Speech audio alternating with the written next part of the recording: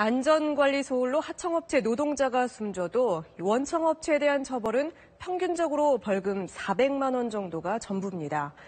이런 솜방망이 처벌뿐이다 보니 제대로 개선될 리 없겠죠. 하청 노동자 연속기획 강청환 기자가 보도합니다. 지난 2015년 7월 울산 한화케미칼 공장에서 일어난 폭발 사고로 28살 아르바이트생을 포함한 하청업체 노동자 6명이 숨졌습니다. 야, 빨리 좀 하자. 나한테 얘기 좀 해봐. 검찰 수사 결과 원청업체 측이 폐수 저장조에 가스가 남아있는지 확인하지 않는 등 안전점검을 제대로 하지 않고 작업 허가를 내준 것으로 드러났습니다. 6명이나 목숨을 잃었지만 법원은 원청업체에 벌금 1,500만 원, 과장, 대리급 직원에게 집행유예를 선고했습니다. 이런 사례는 이뿐만이 아닙니다.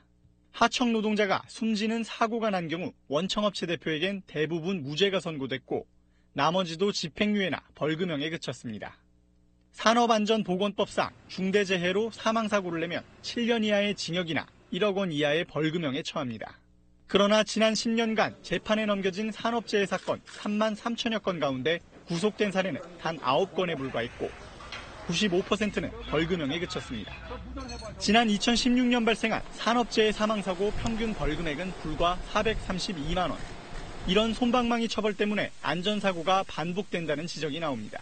원청 사업주는 1인 1이 발생해도 실제로 거의 처벌받지 않고 그렇기 때문에 안전조치를 취하거나 설비를 개선하거나 이런 근본적인 재발 방지 대책을 마련하는 데는 별로 관심이 없는 거죠. 미국에선 2016년 현대차 협력업체 공장에서 하청업체 직원이 숨지는 사고가 발생하자 원청의 책임을 물어 벌금으로 30억 원 넘게 부과했습니다. 하청 노동자의 안전을 세세히 살피지 않았다는 이유에서입니다. 사망사고와 같은 중대재해를 낸 기업과 기업주에 대해 엄하게 가중처벌하는 중대재해기업처벌법은 여야의 이견 탓에 2년 넘게 국회에서 잠자고 있습니다. SBS 강청원입니다.